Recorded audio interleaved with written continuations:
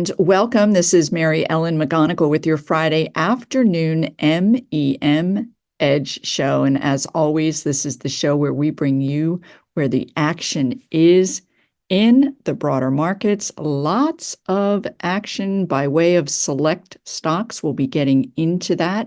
Earnings season coming on quite strong last week. We'll also get a look at what is taking shape potentially with sector rotation, and then as always, beneath the surface, see how the markets closed, and as always, getting a really good sense of where the markets are positioned as we head into February. February does tend historically to be a not great month for the markets, particularly during an election year.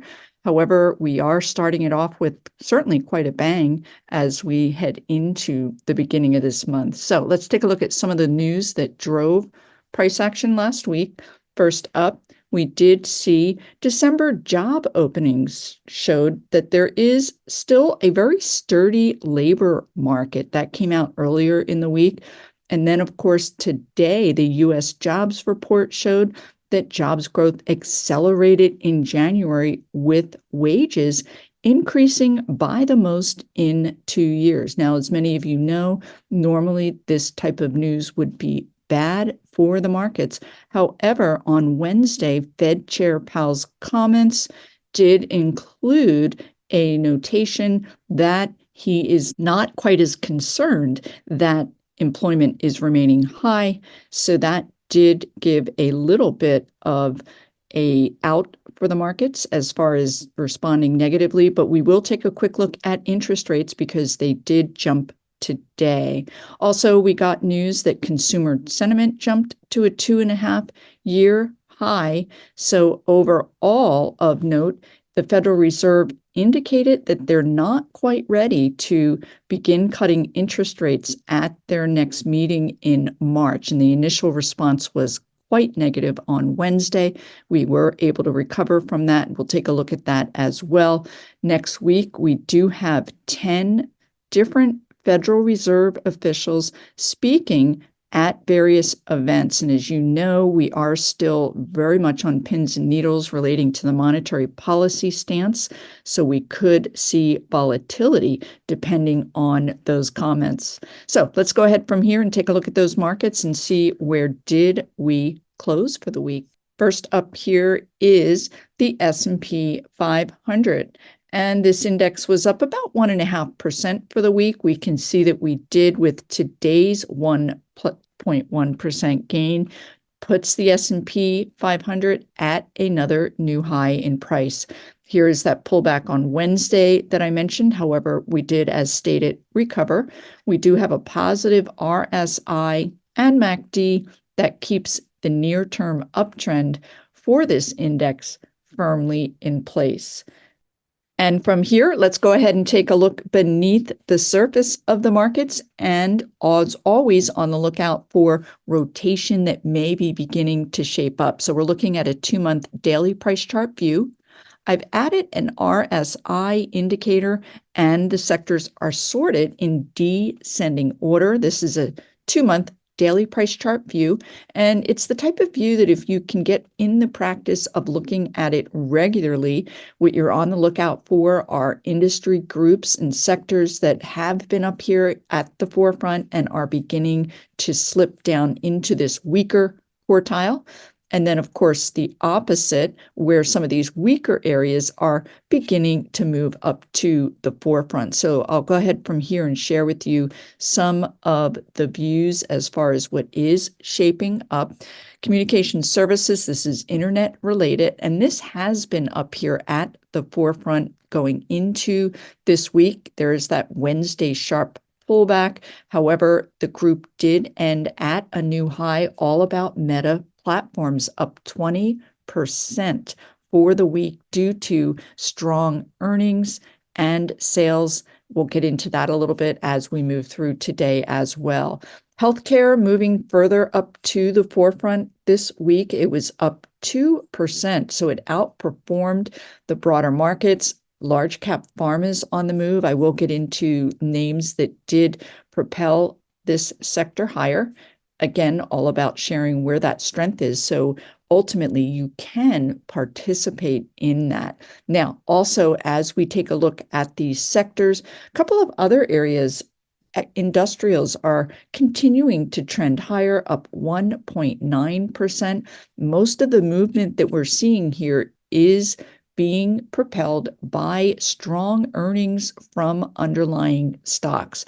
Consumer staples would certainly fit that category. Take a look at this move, certainly yesterday, and I will share with you one of the names that did help propel this sector up 2.1% for the week. So we are seeing shifting taking place beneath the surface here of the broader markets. And again, it is earnings driven. Now, take a look at technology, normally up here among at least the top four, and it has drifted lower. It's today, or in fact, this week, it was flat for the week, still in constructive territory here, but a lot of this due to their heavyweight names, Apple and Microsoft, which both account on combined for about 40% of this sector's weighting.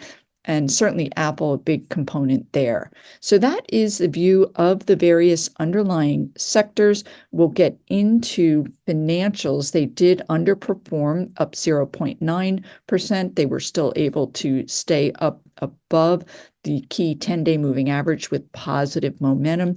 From here, we are going to drill down further. Let's take a look. I have select ETFs that are really quite instrumental in keeping you on top of what is shaping up beneath those sectors and where that relative strength versus weakness is taking place. Again, a 2-month daily price chart view. Up here at the forefront, we can see software stocks remaining up here. They performed in line with the markets. There were certainly some outstanding names. Subscribers to my MEM Edge report will be familiar with those names. I did talk about healthcare stocks and that sector being up 2%. One of the contributions was this medical devices area. IHI is the ETF, and it was up 2.3% last week, again, earnings driven. And we did manage to have one of the bigger names in IHI that had a great week last week, again, that MEM Edge report. So good to see that shaping up. Now, semiconductor stocks, they were flat for the week, but for those of you that follow this group closely, you'll know there were select outperformers. I will share with you certainly at least one of them today. The group remains in an uptrend. Now, let's move through because, of course, you do also want to be aware of where that relative and absolute weakness is in place. Here we are with KRE. This is the Regional Banking ETF. And this is a group that, again, my report, we did embrace it back here when we had this move into a bullish territory. However, we did take those names off back here as the group was trending sideways. This move this week is all about Signature Bank in New York and concerns about commercial real estate. So those companies that have commercial real estate in their portfolios were hit, and you can see overall the group is back in a downtrend. Other areas that we can take a look at here, XRT, that is the S&P 500 retail ETF. Nice price action this week, up about 1%, but it is now back above these moving averages. If we can just get a little more momentum with that MACD, that would be quite compelling. I will share with you one of the outperformers among this group that is continuing to firm up, certainly amid consumer sentiment that is quite strong. So from here, I will go ahead and share with you what I'm calling the tale of two shoe or apparel related stocks, because they both reported their earnings today and the response by investors was starkly different. So first up is Deckers, and this is, again, a name from my MEM Edge report that we added when it reversed its pullback here.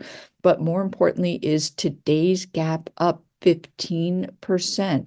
And it was all about their earnings and sales numbers, earnings up 44%, revenues up 16%, and management guided 2024 earnings growth estimates to 36%. As many of you may know, Deckers is the manufacturer of Hoka, a very popular sneaker, but also their UGG boots are the primary reason for the company's growth as well. So two big areas of growth, and we can see in response this gap up on heavy volume. We're going to take a look at some other gaps up and how you can treat them after they experience, because this can be really a powerful signal of further upside. Now, from here, let's take a look at a somewhat competing stock here, and it is going to be Skechers. And what I wanted to share with you is the quite opposite response, down 10.5% due to earnings that were up only 16%, revenues up 4% in their most recent quarter, and the management guided their estimates well below estimates. So a couple of factors here as you take a look at stocks that you are considering owning. You want to make sure that you're in that leadership name, and SKX going into earnings, very wobbly, a lot of back and fill, quite frankly, negative momentum here with that MACD trending downward, RSI in negative territory foretelling. Let's go ahead back and take a quick look at Deckers, and you'll see a stark difference with that momentum upward. Certainly this MACD trending upward. And the reason for this buying activity going into earnings, oftentimes you will see analysts revising their estimates higher going into the report. They are meeting with management, they are checking retail channels, and they do have insights as it relates to whether those numbers are going to come out and be quite strong. So from here, let's go ahead and take a look. I'm going to share with you a stock that came out with earnings this week, had a gap up and a nice continuation rally. This is Manhatten Associates, MANH, this software name. Here we are with that gap up on earnings. And then we did see a nice bit of a continuation rally. I'll share with you some other examples as well. But when you are looking at these gaps up and whether you should invest on the potential advance beyond, an intraday chart is going to be quite helpful. Now, MANH did come out with their earnings on Wednesday. So unfortunately, they were thrown out with the bathwater on that significant pullback on the FOMC news. But let's take a look at the characteristics of the stock as it continued to advance over the last 2 days. This is a 15-minute daily price chart, a 5 and a 13 simple moving average. That RSI remains in positive territory. Once, if we do on this view have that RSI break into negative territory and the stock close below the 5 and 13 MAV, oftentimes you will see a little bit of a pullback, but for now, still in good standing. Let's take a look at another example of a company in a different space that reported strong earnings on Thursday, and here's that gap up into a continuation rally. We'll take a quick look at that intraday again to really help refine what to be on the lookout for. This is Parker-Hannifin, PH. I talked about the industrials, a lot of them that are moving in response to earnings. Here is Thursday's gap up in price, and it did pull back a little bit from there, but as you can see, the momentum with this RSI on this 15-minute chart remained up here in positive territory, as has the MACD. Now, we did get this negative crossover. That is very simply indicating that this strong uptrend may be pausing. The stock also has closed below this 5 simple moving average. And we can see historically, particularly for those of you that are near term or shorter term investors, that we could see a little bit by way of near term weakness. Last up, as far as taking a look at an example of a gap up into a continuation rally. And then from there, I'll share with you a couple of names today that gapped up and what you can be on the lookout for next week. Here we are with Eaton, ETN, another industrial name, gap up and a nice 2% continuation rally today. We're just going to take a quick look here again at that intraday. Gap up in response to earnings, and you can see that momentum remains up here in positive territory, indicating that you can stay with the stock or even nibble. And from here, as stated before, that RSI turning negative. Now, from here, we can go out a little bit longer. We're going to take a look at a 1-minute chart, but this is really to fine tune if you are interested after that gap up in potentially entering the stock. And the 1 hour, believe it or not, is going to be longer term, certainly than that 15-minute as far as the outlook. But we can see Eaton very firmly staying up above this nice 5-hour simple moving average with positive momentum. Now, let's take a look at a couple of names that did gap up today. We already reviewed Decker. From here, we can go ahead into that intraday and get a little more color as it relates to the potential movement into next week.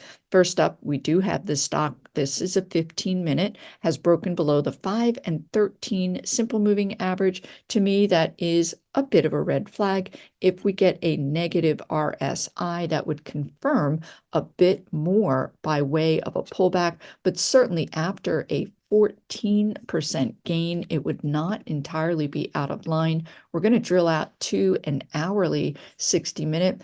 And you can see that it is just dipped below this 5-hour simple moving average.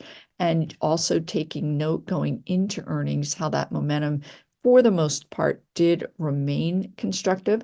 As far as what to be on the lookout for a lengthier pullback on the 1 hour, we can see going back to the end of December, this period where the RSI did get below this net neutral area, likewise with the move below the moving averages. But subscribers to my MEM Edge report will know that we stayed with the stock certainly during that pullback. I do want to get a daily chart here, and the stock has continued. It's barely a blip on the daily chart, that intraday pullback. And from here, let's take a look at one other name that did report their earnings today. I talked about consumer staples having a nice week of 2.1% last week. And one of the holdings in that sector, Post, of course, cereal producer, among other products. And here we are with that gap up today in response to earnings, big volume, nice positive momentum. We'll just take a minute here, drill down into that intraday to get a sense of what we can be on the lookout for potentially next week. A lot more movement, certainly relative to this stayed stock's previous movement here. But as the stock at the end of, this is actually earlier this week, remaining in a nice confirmed uptrend, as that stock moves below the RSI with the move below the moving averages a bit more negative. So you can certainly, again, use these intraday charts as your guide if you are interested in participating in what very well may lead to further upside. And as far as other stocks on the move due to earnings, let's take a look here at, I still have the FANG moniker, but they are now known as the Magnificent Seven. This is a 2-month daily price chart view. And at this time, due to earnings releases, we are seeing a divide, the haves versus the have-nots, if I may. And up here at the forefront, of course, Meta Platforms with a huge advance today, up 20%, huge volume, nice metrics on the momentum shift. A lot of their earnings, as far as the move higher, had to do with increased ad sales. From here, as we cycle through the remainder of this show, I will share with you a couple of names in that same industry by way of their earnings being driven by ad sales, and they're due to report next week. And NVIDIA up here at the forefront, up over 8%. This is a name that has continued to advance despite an overbought position on that RSI, and it really does show that demand is above certainly share supply. There is a lot of investors and institutional and otherwise that don't want to miss the move in this AI chip leader. We can take a quick look at the weekly chart, and you'll see that the momentum still has further upside to go. So no need at this juncture. We'll see how it performs next week. We have certainly one large semiconductor company due to report earnings. We'll see how that fares. And Amazon, another company with a gap up 8%, very high volume here, and with momentum metrics that are still on the move higher. Each of these names appear at the forefront. Netflix was a name last week, of course, that had a big move in response to earnings. And we do have these actually five names, among others, that have been really acting quite bullishly. Let's take a quick look at Tesla. This is a company that did respond negatively to earnings. And oftentimes when people see this gap down, they view it as a buying opportunity because the stock is cheap. And among them is Cathie Woods, who swept in to buy the stock on that gap down. Now, this is someone that I would meet with regularly when she was running a hedge fund with two other individuals that were more technically inclined. She is not a believer, if I may. I hope I'm not putting words in her mouth, but charts are not attractive to her. But others that certainly, as I would suggest the audience today, is more adept and tuned into using charts as your guide. I mean, we can go back here with Tesla, take a look at this gap down, and really what you need to see before being a buyer would be, in fact, this May period would be a better example. You will want to see the stock trade above these moving averages, get those moving averages trending upward so that they can then act as support instead of as resistance while they're trending lower. One other area that I did want to share with you, the fact that I talked about companies that are in the same somewhat space, certainly not competitive relative to size, but we're going to take a look at a couple of internet-related stocks that are due to report their earnings next week. This is Snap, SNAP, and they do a lot by way of mobile streaming, and their revenue source is all about ad sales. So we can look at SNAP. The company is due to report their earnings on Tuesday, and the stock today, in response to Meta, we did see this gap up. What I would like to see is this MACD black line up through the red, and ideally it's setting up for a nice base breakout if we can get up above this 18 level, because we are coming out of a deeply overbought position so that the stock has had an opportunity to potentially set up. Another company that is in this same space that does ad sales is Pinterest. PINS is the ticker, not the India fund. And this particular company is in a very similar position where it has experienced a back and fill formation and then also a gap up today. On the lookout for that MACD crossover. They're also in talks to partner with Amazon as well. So that is it for this week. Everyone have a fantastic weekend. I'll look for you here again next Friday.